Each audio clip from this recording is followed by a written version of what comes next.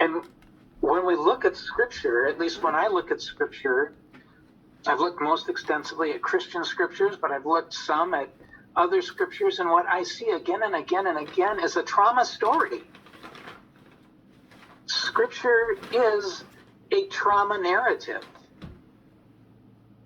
And so it is recording in story, just like the examples that we have in Job, in Jeremiah, and in the writings of Paul.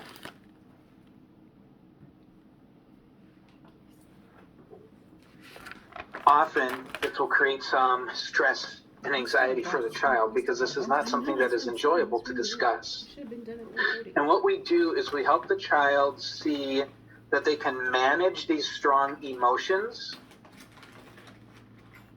that they can bring them up and still be safe, that they can remember the bad things and still be safe. And this is a concept called in vivo exposure, where a person is exposed to unpleasant stimuli, unpleasant feelings and emotions, to fears, but in a safe enough environment that rather than then causing the fear to grow, they learn that I can actually manage this. What's Hebrews 11? A list of people who've had bad things happen and worked through it. Same in many of Paul's writings, many of writings about how God interacts with us in the midst of difficulty and trial. And then a conjoint session. The child has put together this narrative, this story, and now they're going to read it, or if it's a video or pictures, show it and explain it to their parent or caregiver, person that they feel safe with. And as they go through this, we'll meet with the parent first to let them see what they're going to encounter so that it doesn't catch them by surprise. And often that is one of the most difficult appointments you'll have with a parent, because they are devastated, because often they never knew the extent of what their child experienced, never knew the thoughts that their child had. So you'll often be dealing with guilt, but we work through that, and then the child shares that with their parent. And it is often just unbelievably incredible to see it play out as that parent is able to be there for their child as never before. As that parent shows that, hey, you know what, together we can handle this more effectively than alone. As that child going back, as the parent going back to the circle is able to receive the child in with absolute delight, as the child shares probably one of the most difficult things that they've ever experienced. And then we end by enhancing safety. We're getting ready to be done with therapy now. We talk about feelings. We look at warning signs. We identify who safe people are. We practice self-advocacy, speaking up for self. And these are things, and often, especially if faith or spirituality was used as part of the abuse, we strengthen an understanding of how Scripture was weaponized in this particular situation. And this would often be where, if appropriate, it could be very fitting for a mental health provider to consult with a faith leader, or for a faith leader to provide some insight to that mental health professional. We work at building ongoing links with supportive and safe caregivers, including a faith community, if that is appropriate for that child, for that family. We help the child know and hold on to truth to combat lies, so that going forward they will have a grasp of that truth that can set you free, truth that people are praised for seeking in Scripture. And then we close. We're available if the child needs more support after. many steps along that path could be ideal for collaboration between a faith leader and a mental health provider. Any thoughts or questions before we move to the small group exercise?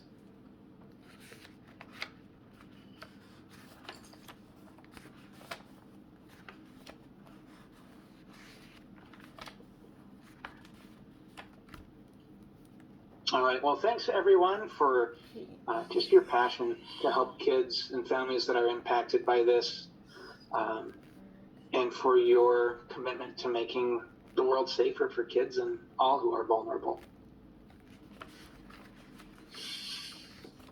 Thank you, Pete.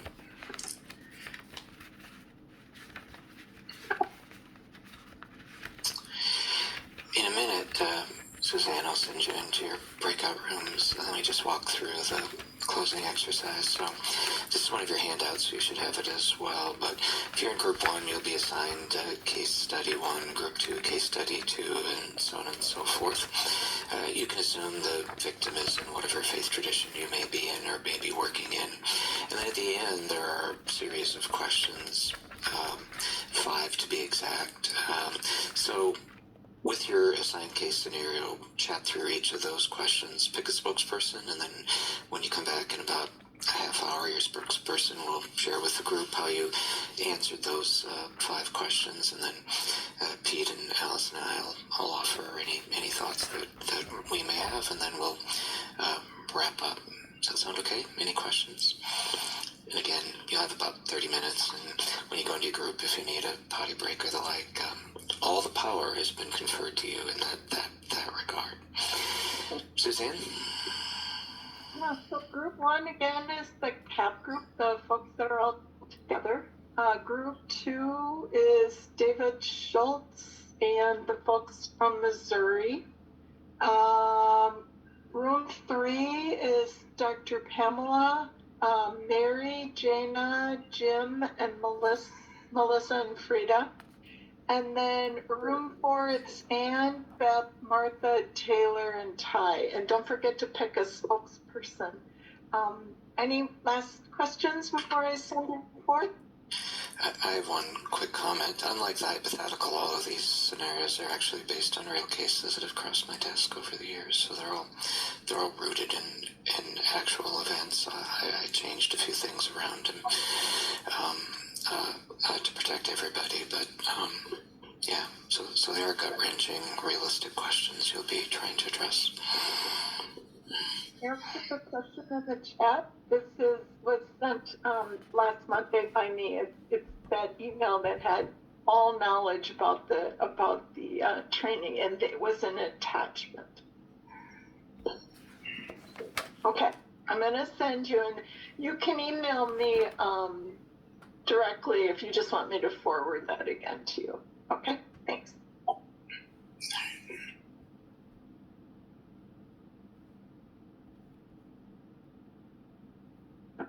So I'm sorry.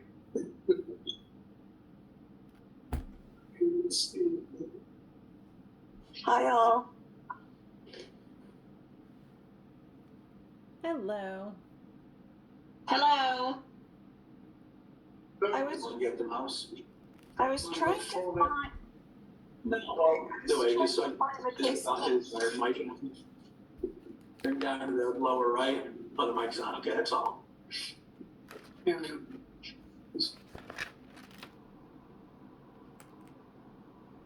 I was fiddling with the computer. We're on number 3, right?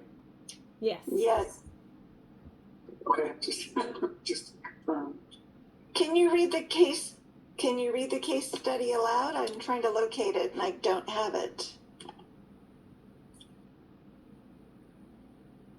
I can read it. Thank you. I'm a 12-year-old girl and my grandfather has been touching me sexually for 5 years now. My family is very religious and active in the Shoal Church, Temple, Mosque, etc., with my dad currently the president of the Shoal. Grandpa tells me that I'm as much to blame for the sexual touching as he is. He tells me that I'm no longer a virgin in God's eyes and that I have sinned and committed adultery. I don't think Grandpa is right, and I desperately want him to stop touching me. It is true, though, that when he touches me, my body sometimes betrays me and becomes aroused. Perhaps Grandpa is right. Perhaps there is part of me that enjoys the sexual touching. Is he right? Am I no longer a virgin in God's eyes? What do I tell my parents? What will I tell my husband? What does God think of all of this? What does God think of me? Ooh.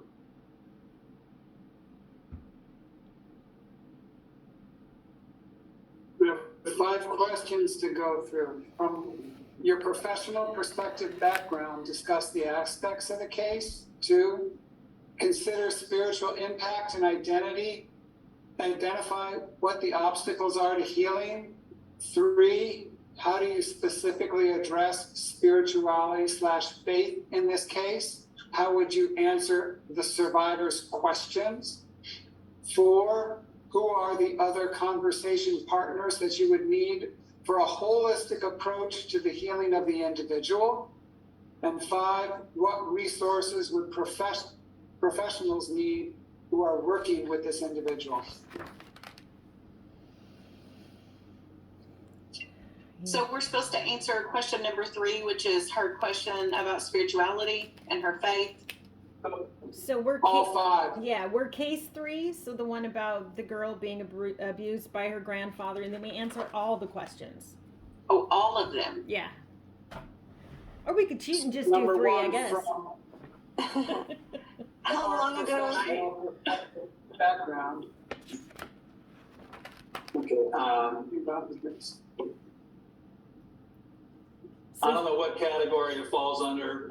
Question 1, 2, 3, 4, or 5, but obviously law enforcement, that would be a mandatory report. Yeah. That's not assumed. So,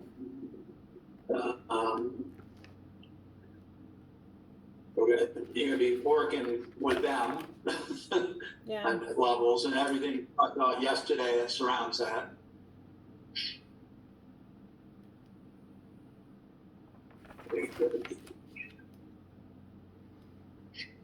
Yeah, I have a gal who is in one of my groups who something similar.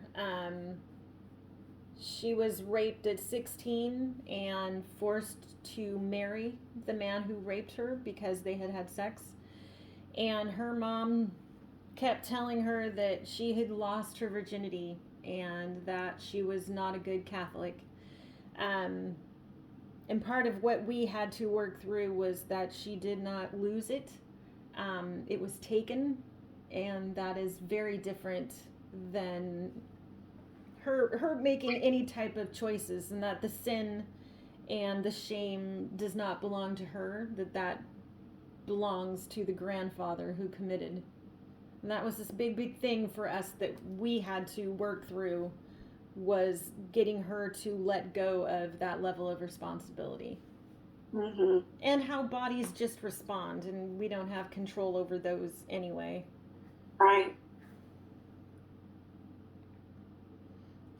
So in our case, what type of a role do each one of us play? I'm a clinical and forensic psychologist. Oh, wow.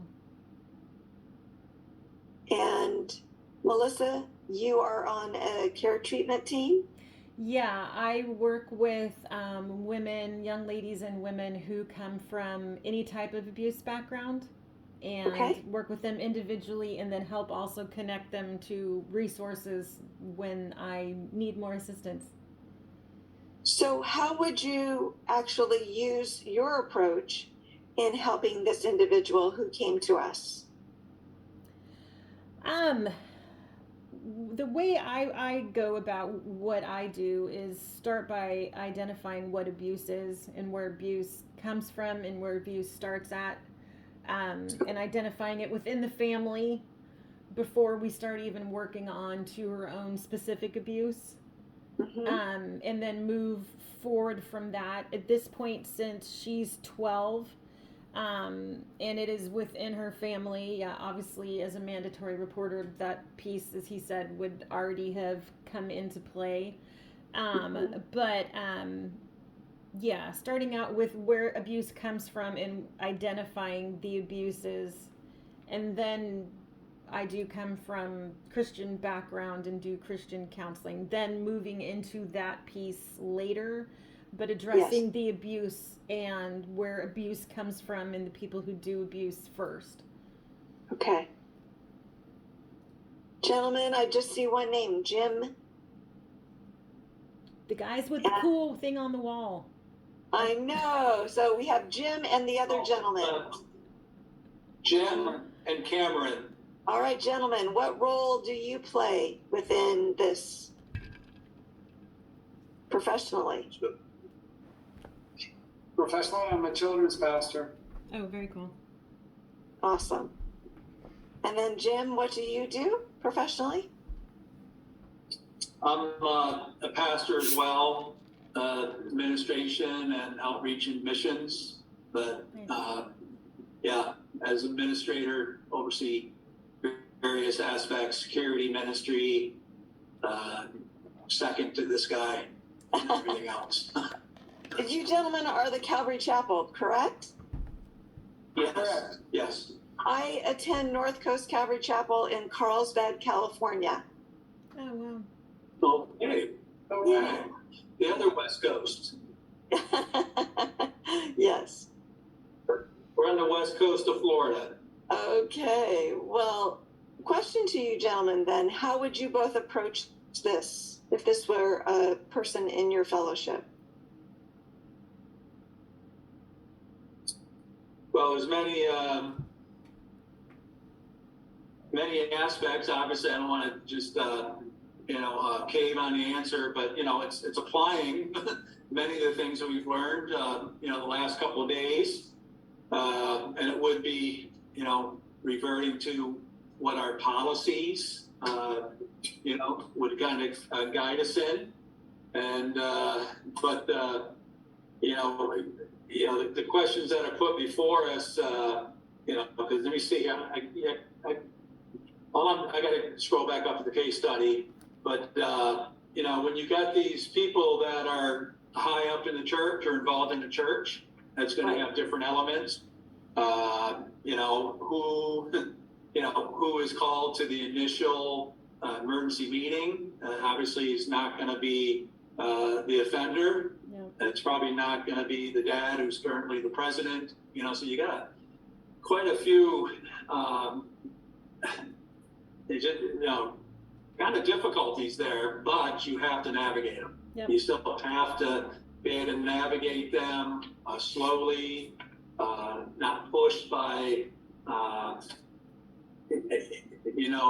what other people might see as urgent. Again, not getting pushed past or outside what your policy would guide you in. Obviously trying to put her the victim in touch with the right people as fast as possible. In our case, it would probably as an elder-run church, the elders would be informed and would guide or oversee the element, but obviously would they're not all they're very spiritual men. They're not just board members, but nevertheless, we'd have to collaborate with people who were needed. Pastor Cameron himself, as a children's pastor, we do have an active biblical counseling ministry in our church with a handful of certified counselors and many people that are well trained, but we have access to some very excellent people even outside of our church circle who have trained our trainers. Those types of contacts. Won't drop the names right here, but we would probably be reaching out to them on a case of this. I mean, just say complexity, and try to have fresh eyes, on it. And try to give her the very, very best initial response that we can, because I think that addresses and my long answer here in a minute, but if we're going to consider the spiritual impact and identify the obstacles to healing, if we're going to specifically address spirituality and faith in this case, a holistic approach. You got to get it started right. If you get started off on the wrong foot, many of those things, implode, maybe get overlooked. I hate to say, there really is a pressure, I believe, to start off on the right foot, and that involves, getting all those pieces, cooperating together. So I'd appreciate some even feedback on my rambling answer there. But then also when you're dealing with the question of spiritual impact and the obstacles to healing, one of the things is the embarrassment, the guilt, and that would come with that collaborative counseling. Yes. But gaining privacy within the church and that confidentiality, it's not an issue that's to go public. Because it was done outside the church, it appears. I'm going to make that assumption. But with somebody who potentially has knowledge of what had gone on. Potential. And that would come out with an investigation.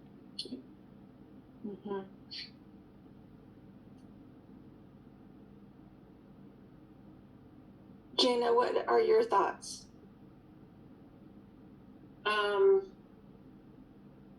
Lots. The testimony itself makes you cry. You can't hear that story and not gnaw away at your gut. Statistics tell us there's so many women and men who have been molested as children, and so the chances are really great that one, if not all of us, has not experienced that ourselves, maybe not a grandfather, but certainly experienced what it's like to be sexually abused as a child. So my gut hurts with that story, but one of the things that stands out to me in her questioning is, does God still love me? And that's just the one that pinged for some reason for me. And I would obviously want to address that. But my director often reminds me too to stay in my lane. And so knowing what I know, walking the road that I've walked in my own life with trauma, I would want to make sure that this sweet child talks with a certified trauma therapist. Nothing against counselors. We need counselors. We need people of faith to guide her, but she also needs someone who is trained to know how trauma files away differently in the brain versus other memories. And she needs someone of expertise to walk her through that. So everybody has their lane, in other words. And so there's definitely a space for spirituality in there, a huge space. And it's needed, but I think there's a lot of components whenever it comes to this sweet child. And so, as everyone has already said, like so many things, and just navigating through that would be very, very difficult. Yes, I agree. I feel you. I can feel your intense experience in this particular scenario. What are some of the questions that we need to answer that we have yet to answer, gentlemen? I know that you both have the printout, which is awesome. Well, discuss the aspects of the case. The bottom line facts, you've got a 12-year-old girl that's been molested for the last 5 years, so it started when she was 7. It's ancestral, because you've got the grandpa, whether he is within the home, it does not say, whether it's a multi-generational home, or if it's a visit somewhere else, we just don't know. We could assume it's a multi-generational home, and that way he gets access to her. She's got significant guilt because the abuser is keeping that on her to keep her quiet. Mm-hmm. And she's got some very significant spiritual questions. She's wrestling with her relationship with God, someone who really appears to have a relationship with God, even at a young age, not a real relationship, but because of what's happened, that trauma has thrown a wrench into it, and that relationship is now in question. Yeah, So I let's just to discuss the aspects of the case, and then there's those question 2 and 3 are about the spiritual impact and how to address spirituality and faith in the case. You know, specifically for the survivor's questions, and those questions, right? Is my anger sinful? If I hurt the people who hurt me, is that really my fault? Would it be wrong? Is God to blame for allowing this to happen? Is it wrong to hate God as much as I hate everyone else? You know, those questions are going to have to be answered over time. You wouldn't want to just slough them off, but those are that's within the lane, right? The spiritual lane, and going to have to be answered. You know, I think slowly, definitely not, you know, cavalier, and at a minimum, at a minimum, you got to take great care, you know, on how to answer those questions that way. If we come up with 5 or 6, you know, rapid fire answers to those questions, probably not going to be the right, you know, answers. Certainly not going to be thoughtful at all. And but And so one of the questions which we kind of hit was what conversation partners would we have to, you know, include? So I don't know if we want to hit that some more. Well, I want to be sensitive as well to gender. I think it would be something within a church setting that she might not feel safe with the gender of someone that might represent her grandfather's age or demographic. So the sensitivity factor for her spirituality and her healing, I think she needs to feel safety. And if a male pastor might represent that fear for her, she needs to be able to also share that. So keeping that in mind as well. She might feel safer being transferred over into the care of, let's say, number 1, possibly a survivor of abuse that might be a mentor, that might be in her early 20s, that's part of the fellowship. 2, support groups that maybe this mentor through the church could actually go attend with her for survivors of sexual abuse. But in essence, we also probably need to get her mother involved. Where's her mom in this dynamic? And siblings that maybe also might have been exposed to grandpa. They all might be part of the church. Yeah. Great points. That's excellent. Yeah, so dealing with obviously getting females involved pretty quickly. Didn't mean to omit that, but that's worth noting on purpose, yes. Yes. Yeah, church can be a very, right, patriarchal. Exactly. Right? Yeah. Exactly. But not exclusively. Very skilled ministers in both.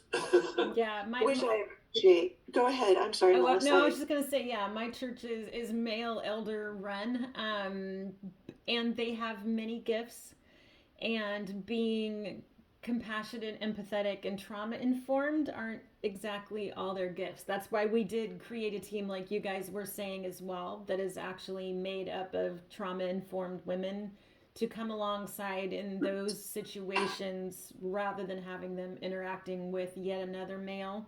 telling them what they should be thinking and what they are doing versus having somebody who has been there and can understand better what they're going through.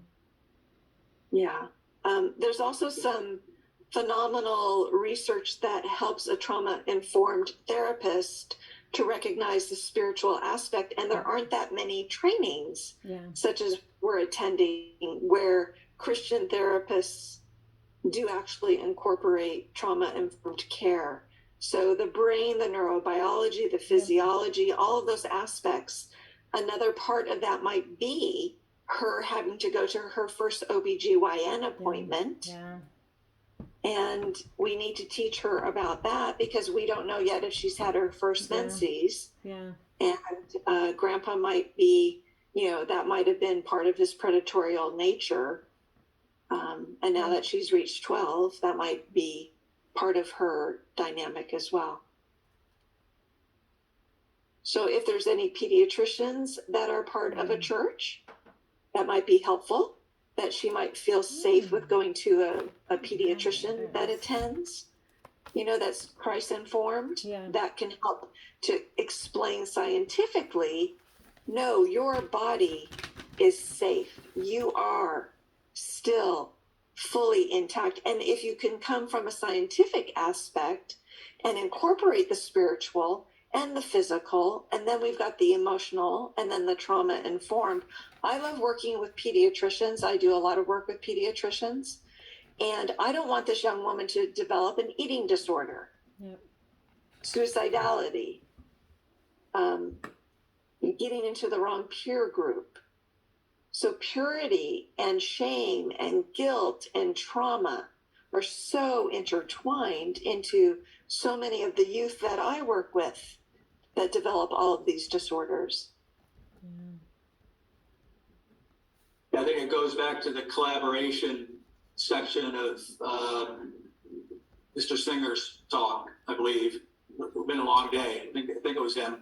Yes. About the collaboration. And inside or outside the church, right? If we don't have the skill sets, in our congregation, easily identifiable, trauma informed. That's one, the term I'm not wrestling with, but really kind of thinking of on purpose after the last couple of days. Yes. We're probably not up to par on that, quite to be honest with you, but not totally absent, but I think we got a ways to go on that. So this has been good. Yeah. That's so for any other professional needs, because that's question 5, pediatricians, OBGYN. Forensic interviewer. Yeah, we need a forensic interviewer who's going to take her interview once, because we do not need her interviewed by multiple people, which will cause her further trauma. The work by so many deeply entrenched in this field recognize the importance of one interview forensically that can be used for the court, that can be videotaped. And then if she has to testify, we need to recognize who of our church body might be able to go with her to this particular, it won't be the same room where her grandpa will be. She'll be supported in a different room.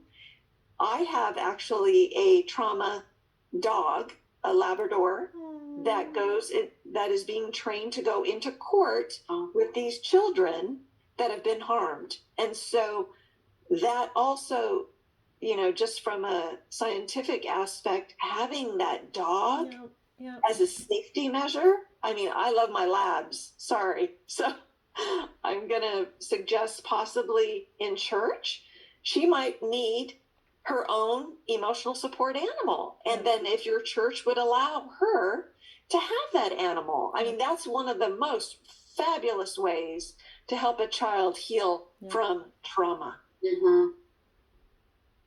And I just got to say, from a mother's perspective, just the hope for justice against this grandfather who is clearly such a dark person, to say the things he said to her, because this isn't a made-up case, as we were reminded. This is a a real case. And so, you know, he told this sweet girl she was sinning, she was committing adultery. Those are just some, I know from working with domestic violence survivors, when you hear over and over again enough that you're a worthless person, that's putting it kindly to what they're told. So when she hears those things over and over again, especially as such a young mind where her brain is still developing, those are things that are really impressed on her that are going to take years and years and years and years of working through. But justice for her too would be this grandfather hopefully put away for life. Yeah, and anybody else he's been abusing in the process. Yes. And most likely it's not just one. So right. Well, it would never just be one. Yeah. Grandpa's very skilled. He's a perpetrator, a predator, and she needs to know that there is incredible healing. Yes. And that God will use this, but we cannot make platitudes. So, you know, we need to approach it just scientifically, emotionally, spiritually. I mean, it's a multi-pronged approach, and that's why I think we were given this opportunity. Yeah.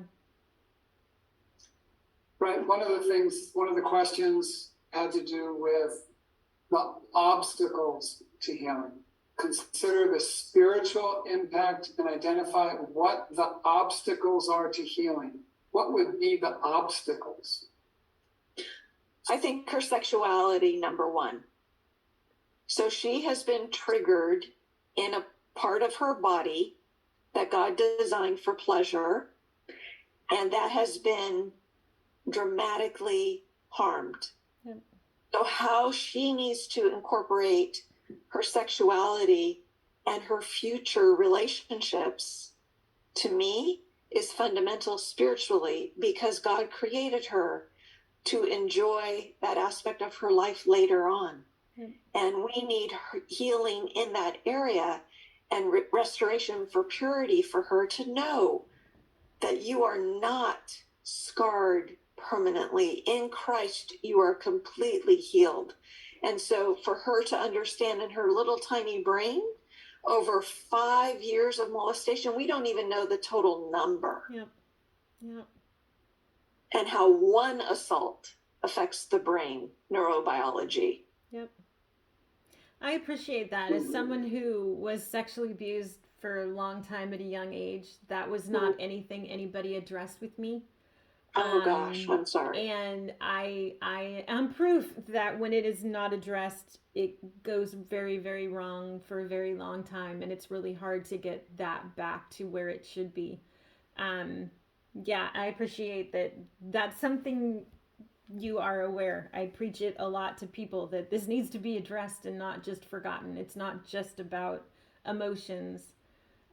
It's about an awakening in the body that you are not ready to be handling and be prepared for, and everything else that comes with it. So I appreciate that.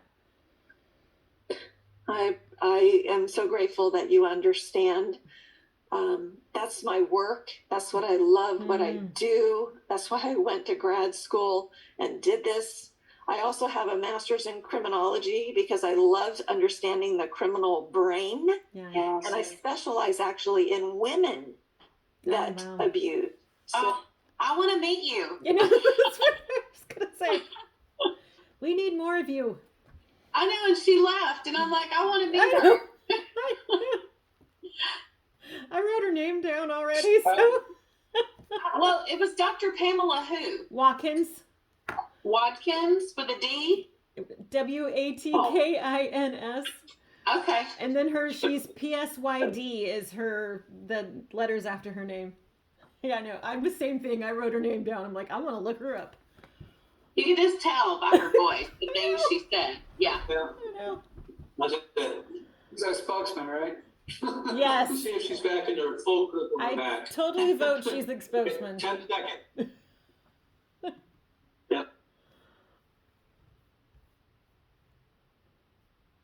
Too far away from me. Yeah, that's a bummer. I'm in Florida, they're in South Carolina and Illinois. Victor, the first time I heard you speak, your kids were young. Yeah. I don't remember how young they were, but I remember them being young. Yes, I know. I used to, early on in my career, I passed pictures around of my kids and begged for good evaluations to keep my job, and it worked out. Now they're all grown. I got grandkids, so. Okay, I think we're all back.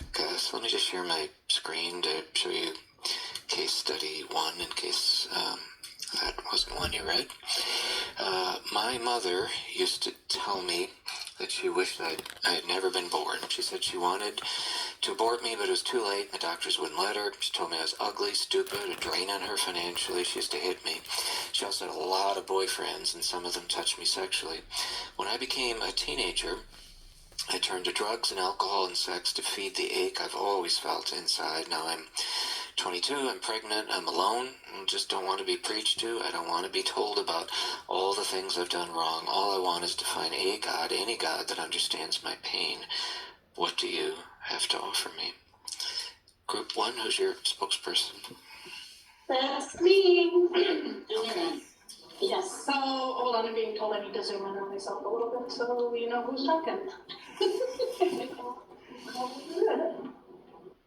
All right, so we discussed question number 1 from your professional perspective and background, discuss the aspects of the case. So it's evident that she had suffered from emotional, physical, and sexual abuse. She didn't have the oval of security that the form of attachment that is normal for children. She had poor to no attachment. She was alone, and she had several trauma symptoms, especially with being addicted to drugs and alcohol and sex, those kind of risky behaviors. The spiritual impact and identify what obstacles are to healing. She's likely not attached to God because, as we learned, if she struggles with human attachments, it's likely that there's also a struggle with an attachment to God. But it seems as though she's seeking. She's looking for any God to help her. So it's a question of how will she see and understand God if she doesn't have a good father figure in her life. A lot of times people associate God with their own earthly fathers, and so she had an absent father, and then the only other men in her life are abusing her. It's definitely going to be an obstacle. And she might have a lot of shame and guilt related to her life choices. So that really kind of honed in on, I don't want to be preached to, I don't want to be told everything that I've done wrong. She just wants to know what can be offered to her. How do we specifically address the spirituality of faith in this case? How would we answer the questions? We would answer by not giving a direct answer, but instead giving options for them to kind of come to their own conclusions. So we would first kind of ask, like, tell me more about finding a God who understands your pain. Help us understand why you're looking for that. Share scriptures of Jesus's betrayal, of his crucifixion, and kind of walk with that through her and allow her to come to conclusions that might be comforting to her within those stories. What experiences, we would ask what experiences she's had with a faith community, if any, and just see how that has impacted her as well. Who are the other conversation partners that we would need for a holistic approach? Definitely mental health, finding a counselor for her to help process through her trauma.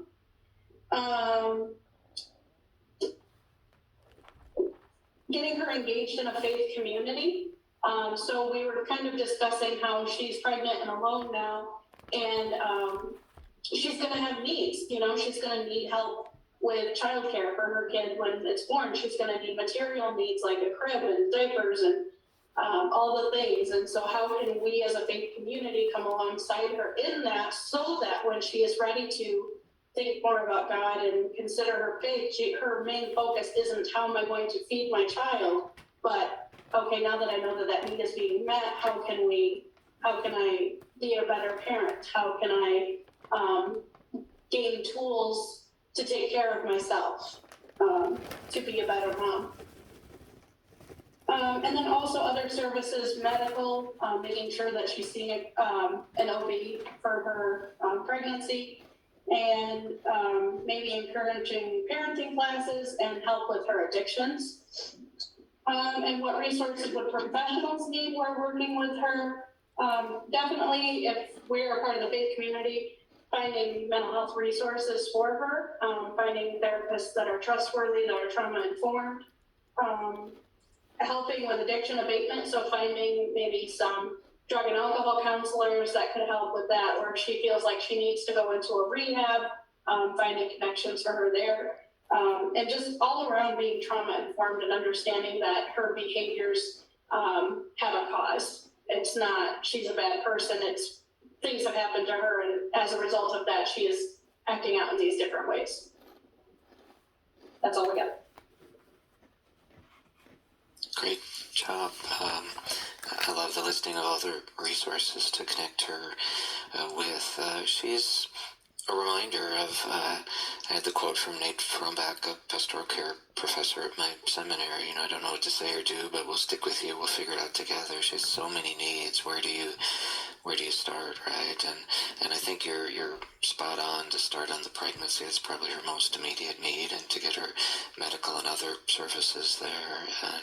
And I like you were asking a lot of open-ended questions, right? Tell me about your past experiences with the faith, because she specifically says, I don't want to be preached to, right?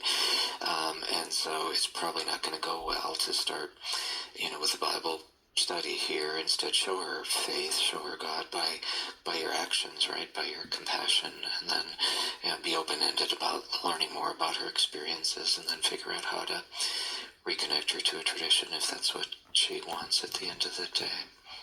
Nice job. Peter, Allison, anything to add? I just like the shout out about the diapers. I know that's not necessarily where the focus is, but sometimes that is ministry, is the immediate needs, and let provide the diapers in hand and let the other things happen as they will. So, yeah. I have a 1-year-old at home, so the diapers was the first thing that I thought of. Yeah, there's the old joke, maybe you've seen it on social media, the wise men brought gold, frankincense, and myrrh. The wise women brought diapers and other practical things for Mary. Pete, anything to add? Just echoing that, the importance of looking at both some of those deeper spiritual needs, but also just the immediate practical needs. And you're so right. It's kind of hard to think through some of those deeper needs if you don't know if you have diapers, if you don't know that you have food.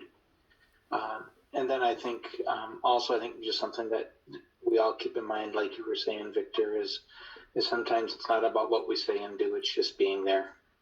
Yeah. Great. Any other comments from anyone else for group one? Okay.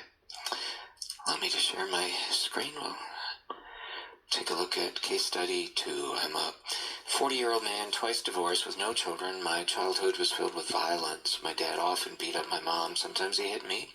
Mostly, though, I remember my dad getting drunk and having sex with me.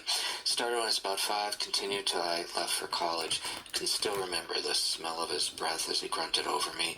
I suffer from depression. I drink too much myself. I used to go to Jewel or whatever his faith tradition may be, as a boy. I always prayed that God would stop the abuse, but those prayers were never answered. I talked to a religious friend who told me sometimes there's pain and suffering in this world, even to undeserving, good, and righteous people. We don't know why. God's watching over us, though, and everything that happens is for good. Well, what good ever came from being a victim of sexual abuse? Where's this good in my life? Did God enjoy watching me as I was abused? Group 2, who's your spokesperson? So I'm our spokesperson. I'm looking at this one. This was a lot of Sherry and I's wheelhouse, so it was interesting to participate in and listen to other expertise in this area. Clearly he's remembering a lot of sensory details from his abuse and his childhood, and those are triggers and the trauma that came along with that. So lots of those things to deal with. The spiritual impact, he had gotten some advice from a religious friend, And we talked a little bit about bad theology isn't always helpful in these situations. So trying to address that messaging and asking open-ended questions to talk with where he's at and getting to his needs to try to find the context and address some of those concerns. We would bring in a rabbi, specifically a therapeutically aware rabbi, to try to help with some of those things and those questions. We felt like that was a piece to his background. We wanted to build some coping skills through trauma-informed therapy to help with those triggers and things. Also with the depression and addiction, looking at medical interventions, AA or other support groups. He's seeking answers and not giving up. So that is good, and coming alongside and offering that support through multiple interventions to help him this is certainly not going to be a one meeting fix. This is an ongoing support and getting him connected to the services and help he needs to heal. Great. Peter, Allison, any comments for group 2?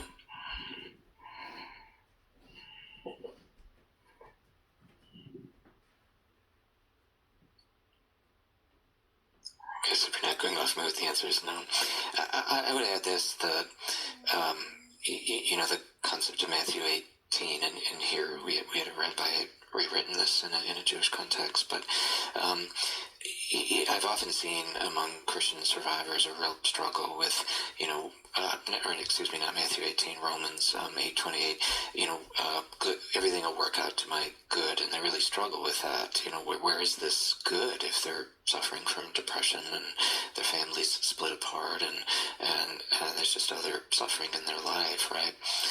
And I'm not sure that's always an answerable question, and I think you just hold the space, because sometimes we just won't really know an answer to a question like that until you meet your creator. And I would also add, sometimes I've worked with survivors who they think they figured it out. Oh, because of all the physical abuse I endured, I'm such a gentle parent and I don't yell at my kids. And then one day they lose their temper, right? And they think, oh, I guess that's not it, right? And so I think a good response, if somebody says they think they figured it out, is to say, it's possible, right? We don't really know. And if they find comfort in that, they find some peace, that they think they've figured out what the purpose is in their life, to allow them to hold that. But don't be adamant in saying that's for sure it, because it may not turn out to be it, and then they, have further impairment between their relationship and their understanding of God. Hope that makes sense. I was a little rambling there, but it's just an observation from interactions with survivors for a few decades. Also, we need to understand that in the context of scriptures, that we need to always say, what did God mean when he said what he said, and not take scripture out of context. When we say all things work together for good, that's taking it totally and absolutely out of context. So when we try to share with people, we need to be careful. Like, it's exactly what you were talking about when you were sharing with spanking. Too often in the Christian community, we take things out of context, or we make it say what we want it to say, instead of trying to find out what was God saying, what did he mean when he said what he said in his word. And we don't do that often enough. Yeah, thanks for saying that, Bill. It's a danger to take any one verse out of the context of the entire 66 books, right? You can come up with some bad answers. So, I alluded to Matthew 18. I've just seen that distorted a lot in faith communities. Oh, I got to get together with my person who abused me. And you can't isolate that from, Better and Millstone and other passages, and you just have to read the text as a whole. John Schutze wrote a really good article in Matthew 18, and he said, if you're driving to church one morning and you see a fellow parishioner with a gun holding up the convenience store, do you then, Matthew 18, go in and say, I need to reconcile, or do you just call the police? And he said you should never interpret Scripture in such a way as to assume that Jesus or God does not have common sense. So I just throw in that thought as well. Pete, were you about to say something? Yeah, well, in part, the recognition of the common sense aspect of it, but also recognizing the importance of timing. And so right now you've got somebody that's just come to you and has laid out all these wounds, and it's the first time that you've seen all these wounds in this person's life. And a lot of times when we first learn about someone's abuse, it's almost like Mike, who's one of the directors here at Grace, gives the illustration. Think of me as somebody who's just visited your church. And as I've just visited your church, I walk out into the parking lot. Now, when I walk out into the parking lot, I'm not really sure why, but somebody at your church was very mad at me. And so that person intentionally drove their car and ran me over. You heard the commotion, and he's giving this as an illustration out of something that actually happened. You hear the commotion, you come rushing out, and you see me on the ground bleeding. What do? Chances are at that point you're going to call for help. Chances are at that point you're not going to walk up to Mike as he's lying on the ground bleeding all over the place and say, Mike, let's figure out how this relates to Romans 8:28 and see how God is working this for good. You're not going to see Mike laying there bleeding out, rush up to him and say, Mike, Matthew 18, have you had a chance to confront the person one-on-one who just ran you over? Would you like me to bring him over so that you can confront him? Your focus is going to be what's the immediate care that this hurting person needs. And it's not going to be on, let's get to all these deep theological issues right away. Great. Thanks, Pete. Any other comments from anyone? I just agree what's been said. When I work with survivors, the number one thing that I hear for frustration is they're pushing me to forgive them. They're pushing me to forgive them. I'm nowhere near that yet. And so letting them establish that timeline for their own healing. Yeah.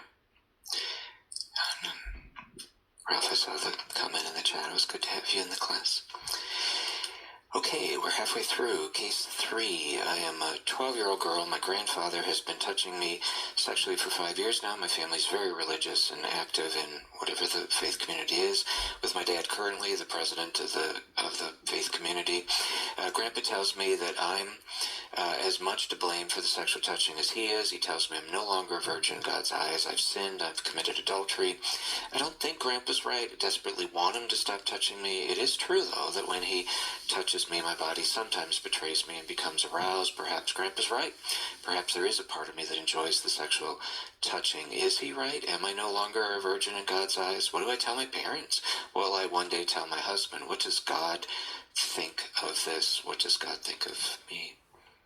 Group 3, who's your spokesperson?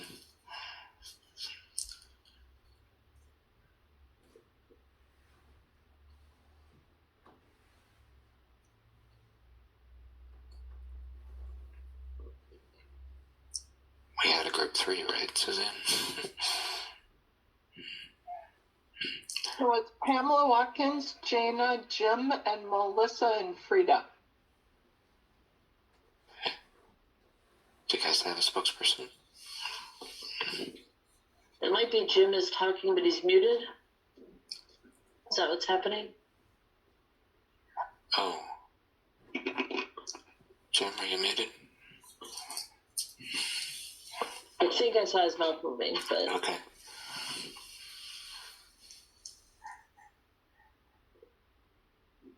Good. Oh, there we go.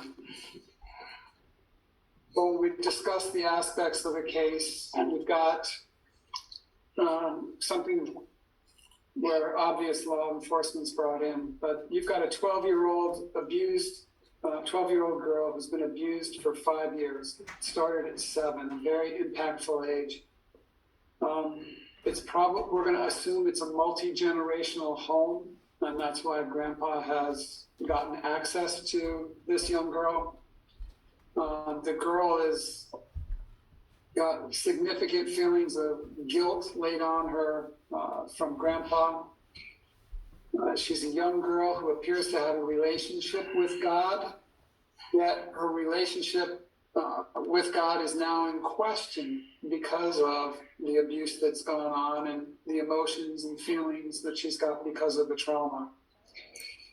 When we consider question 2, what's the real biggie as far as an obstacle to healing? Her sexuality. She's a young girl. What was brought out to make sure it's conveyed, she's not scarred for life. In Christ, she's a new creation.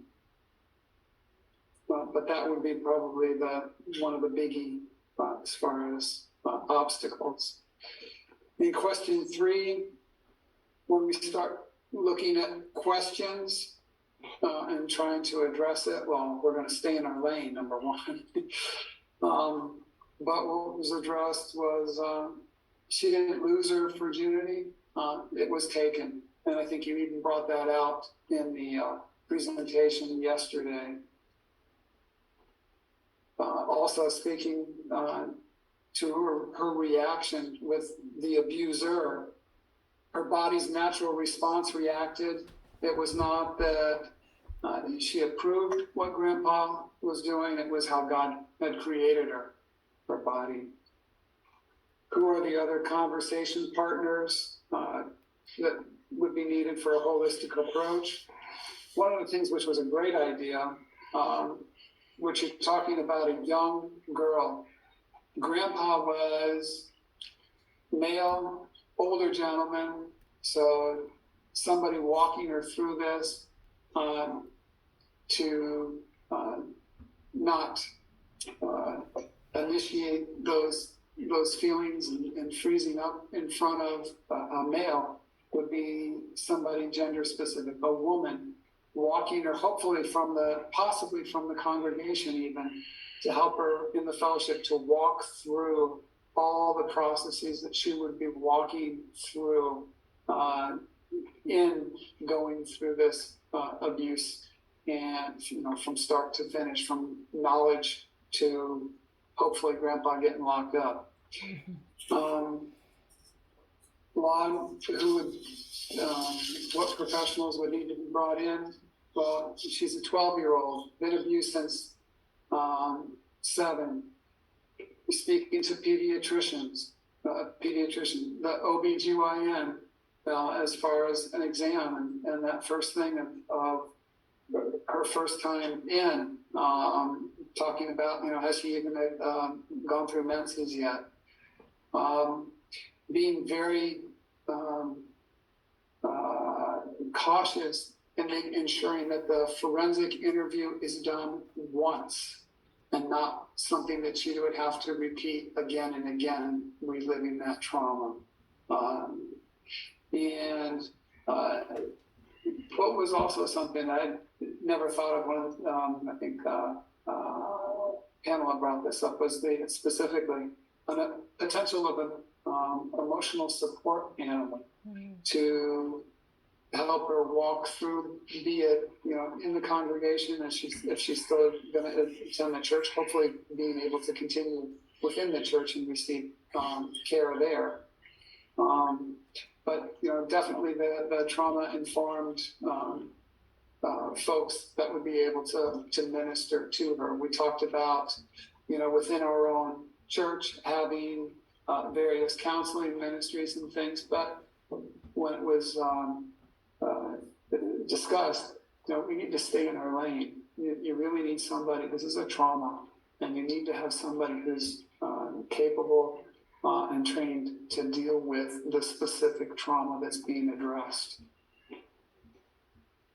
That I probably missed several things. Jump in, feel free.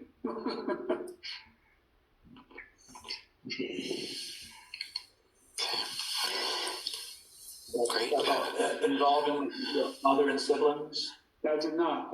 Mother and siblings, maybe besides the comfort, I can't remember the exact context of the comfort dog or pet, but whatever she would need, somebody or somebody's, trauma-informed people to attend appointments with her, even court, those kinds of things were talked about. Great. I like the emotional support animal that's increasingly used in trauma. You're right, law enforcement will have to be involved. This one you'll have to report to the authorities, and I would say you'd want to tell her you're reporting to the authorities. You wouldn't be obligated to do that, but be the one person who's always completely honest with her, and if she pushes back against that, explain gently and professionally that sometimes things are just so big we need the help of others, and this is one of those. But then she doesn't feel betrayed, and if you have a good relationship with your CAC and the like, you can even help prepare for what will happen next, and that these are good people and that they will want to help you through this. I like the reference to working with the whole family. The case study says the whole family is religious, so the other members of the family may have some of the religious distortions that Grandpa has, and so you may need some conversation with the rest of the family too, so that they are supportive and not harmful. And I think, I forget how you said it, but there could be layers of intergenerational trauma here too. You wonder what mom may have experienced, for example, and so we have to be prepared for additional layers to come out as we intersect here. Peter, Allison, anything to add?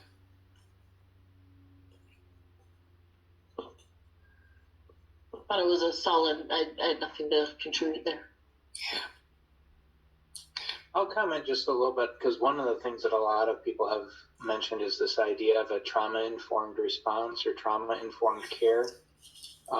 And that is just to really, as you think about that and as you talk about that, come to an understanding of what that means. It's a term that a lot of people use, but not always have defined. So like for me, I conceptualize it as 6 key principles from the Substance Abuse and Mental Health Services Administration, which really help us understand what things we need to prioritize. The first being safety. That's physical safety, that's emotional safety, that's spiritual safety for that person who's questioning, even to have the safety of questioning, so that we prioritize safety. The next principle is trustworthiness and transparency. A lot of times when we think about how we respond, we're thinking we want to respond in a way that'll help the person trust us or get the person to trust us. But the reality is that we just need to act in a way that is worthy of trust. It's not about getting the person to trust us. It's about acting in a way that is worthy of trust. And then transparency, which relates to what is shared, how it is shared, and when it is shared. Peer support becomes the next key principle. With peer support, when you're talking about a child, often that peer support is going to come from their family. And so the importance that you placed on trying to connect with family and helping the family, you're helping them be the support that their child needs. It also often involves paying attention to other people who've been through a similar experience, and perhaps even connecting as it's appropriate, depending on the situation, the person to a peer support group who will be able to speak into the experience of sexual abuse more than somebody who perhaps hasn't walked that path. The fourth is collaboration and mutuality, and everybody's talked about who else can we connect with, who else can we bring in. That's that collaboration and mutuality, working with the survivor, working with others within our own circle, and working with others that are even outside of our circle. The fifth would be empowerment, voice, and choice. This person has had a bunch of power taken away, stripped away violently. How can we help that person take back some of that power? And how can we walk alongside of them as they do? And then the final principle is humility in the face of historical, cultural, and gender factors that are so often just inextricably linked with trauma. Great. Any other comments from anyone on the third case? Can I just offer a little pushback? When you were talking about the virginity, and she said, I'm not a virgin anymore, and you said that if you hadn't given it, it was taken from you. And I guess I would be hesitant to use that language, just because, like, what defines virginity, you know? And so maybe instead of saying, like, it was taken from you, maybe just saying, like, no, like that, it's not that you're not a virgin, but if that was an act that happened to you, that does not mean that you are no longer a virgin in God's eyes, if that makes sense. We were just discussing that on our end. The term, it was taken from you, still makes it sound like she's not a virgin. And that might be difficult to process. Right. Yeah. Great. Okay, 1 to go. Group 4 had this case study. I'm a 15-year-old girl in a foster home. The authorities took me away because my mother's addicted to meth. I've pretty much raised myself the past 10 years. When my mom used meth, she sometimes is awake for several days and then asleep for several days. She'll do anything to continue to feed her addiction, including selling me as a prostitute. I got a lot of anger toward a lot of people. I want to hurt somebody, anybody. Is my anger sinful? If I hurt the people who hurt me, is that really my fault? Would it be wrong? Isn't God to blame for allowing this to happen? Is it wrong to hate God as much as I hate everybody else? Group 4, who's your spokesperson? I am. So in our group, we had people from various professional backgrounds. We're all related in ministry some way, but some people work with the CACs, others work in a church capacity. We had one lady who worked on church for caring well in the child protection realm. So a really diverse group. So we talked about those different aspects. From the start, if the kids are in foster care, then she was already connected with the CAC. She went through a forensic interview and has probably been referred to a trauma-based therapist. So she's having someone talk with her through those things, and that's how we've come to these facts that we have so far. So we talked about that. We talked about the needs. So question 2 talks about spiritual impact and identify what obstacles are to healing. She went through a lot of really hard stuff. So first off, she had to take care of herself from the age of 5. I mean, that in itself is something that's difficult for a 5-year-old. So learning to raise herself is one area. Talked to about proper care. The other one was that she was being sold as a prostitute. So talk about her self-worth. And then there's the factor of anger with her mom being an addict, and really help her understand what anger looks like from a biblical perspective, and be really quick to listen and not quick to speak, and really understand her and hear from her and care for her. So with that said, help her understand that her mom made some really bad choices that had some really strong consequences to her, and that in that she needs to understand that God's not to blame for those things. Her mom made those decisions that are responsible. But then help her understand that revenge isn't going to help it. That's not going to perpetuate the situation and satiate all of her pain. But it seems like it's going to be a really long situation of lots of listening, lots of big questions that you have to open the Bible with and spend a lot of time thinking through. And while the church is doing that, there will also be someone that she'll be meeting with on either a weekly or bi-weekly basis that is trauma-informed, that her foster care parents will be taking her to. So that brings us to other situation. There's a foster family involved, so reach out to the foster family and making sure they're equipped, that they have resources they can have at their fingertips to talk with her through and help counsel her whenever she's struggling, if she's blown up with anger, particularly in a situation if the foster parents are experiencing different types of fit, things that are difficult. So reach out to the foster family and minister to them, make sure that they're equipped with resources and wisdom on the situation. And then there's the situation of the mom. We don't really know where it went with her. We don't know if it's discovered she went to jail or if her rights were TBR'd or if she's still in the picture and was actually recovering. So we mentioned those areas that if she is in the recovery part, as the church reaching out to her and helping minister to her if there's a progress of reconciliation happening. As far as professionals, just making sure that the circle is connected and she's getting care from all areas and that she's being taken care of. Is there anything else, group? Linda? Great job. Yeah, great job. And the, your reference that she's in foster care and likely connected to CC and the like. And so, a lot of services may be already in play. And in that situation, maybe, you can ask her how things are going, right? Maybe something isn't going so well and you could be an advocate for better therapy, or, she hasn't heard from the prosecutor or whatever the issues may be. Maybe you could help in that regard. Questions about anger, you're absolutely right on point. We don't want vengeance and taking the law into your own hands and things of that nature. But it's not, as far as I can tell, in Judeo-Christian concept, to be angry.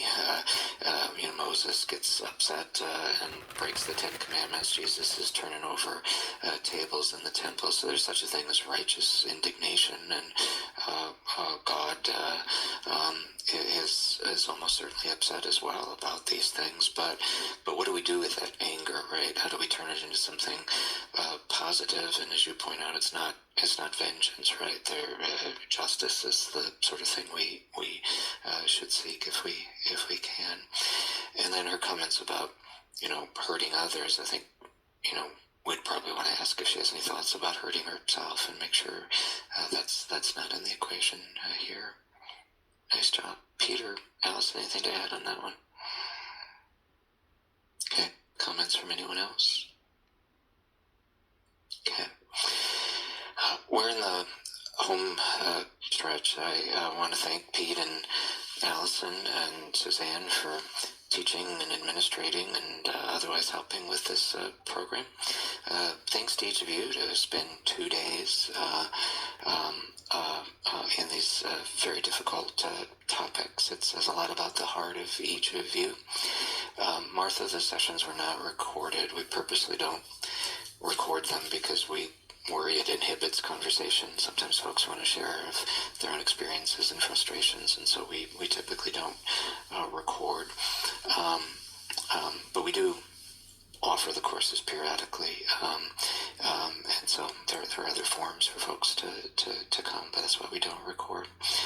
I would like to leave you with a good story. We've heard so many bad stories, so I'd like to tell you a good story of a clergy person that none of you know, and yet he impacted the lives of each of you, and he profoundly impacted the life of my family, but it involves some personal history here. So if I'm going to tell it, I just need a promise from each of you that you're not going to share this with others, because I'm not giving you permission to post this on social media or talk about it in other platforms. I'm a semi-public figure. If you Google me, there's a lot of articles about me, and I'm just not giving you permission to share it outside of here. So do I just have a thumbs up on that one? Okay.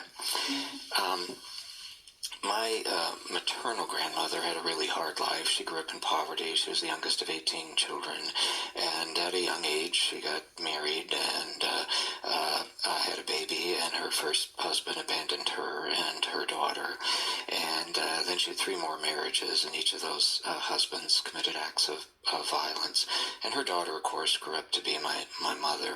And so my mom had a pretty hard life. She saw a lot of really cruel things in that home, and her mother, my grandmother, very kind woman, but predictably she struggled with the violence, and at a young age she became an alcoholic, and she struggled with that until she died at a relatively young age.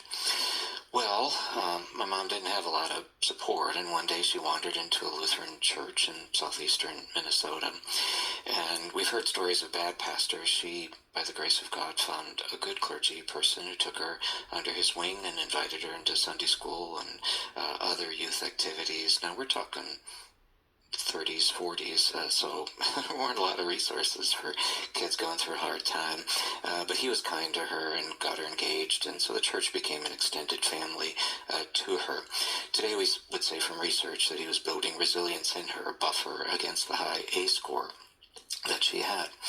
But my mom did have a high A score, and so as a young woman she dropped out of high school and she married the wrong person, and he too was an alcoholic, and he too was violent. We know from ACE research none of that is surprising. But we also know from resilience research that if there is that kind person who shows you other options and better ways to live, you may turn to that person or know that there are other people like that individual.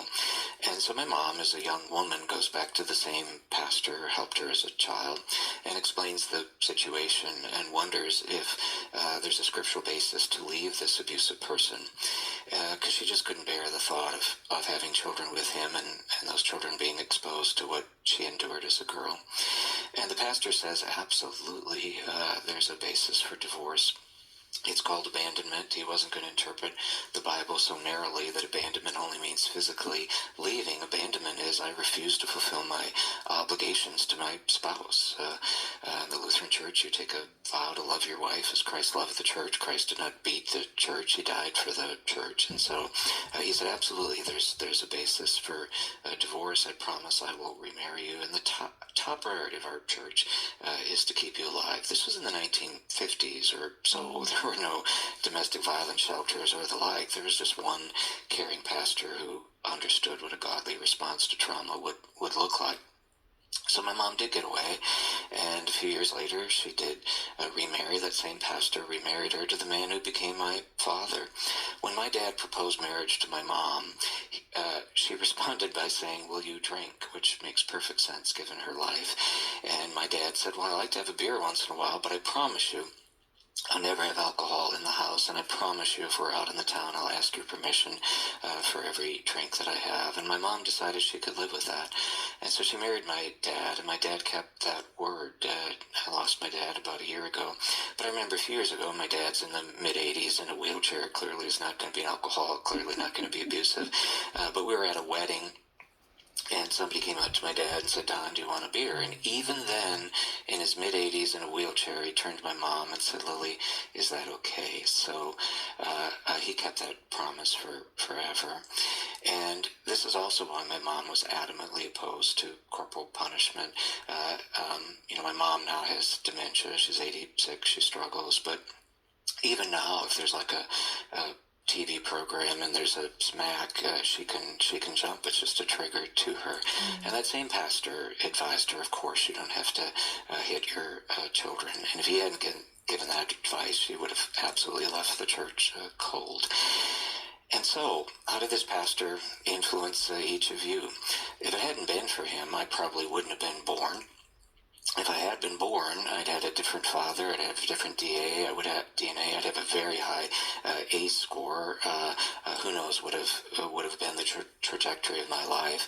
It's extremely unlikely I would have gone on to law school and become this internationally recognized expert on child abuse. Last year, the Department of Justice gave me their Crime Victims Legend Award. I'm not saying that to brag, I'm saying that to honor God, what God can do. And so, if it hadn't for this pastor, none of these programs that I've been part of developing that have influenced and impacted millions of lives, none of that would have happened, including this program. This program would not exist. None of you would be here today or yesterday. So what is my point? Never underestimate what God can do through you, and how God could utilize you in influencing just one child's life. And yes, you're there to care for that one child, that one family, but God may have a bigger plan in mind.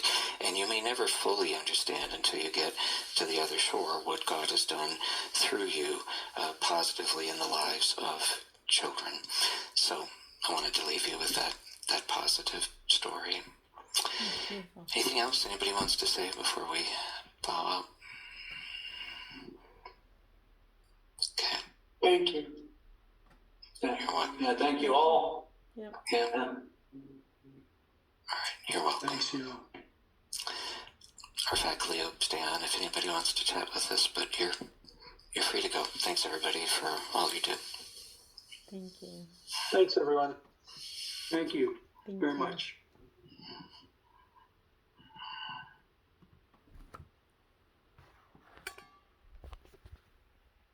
All done.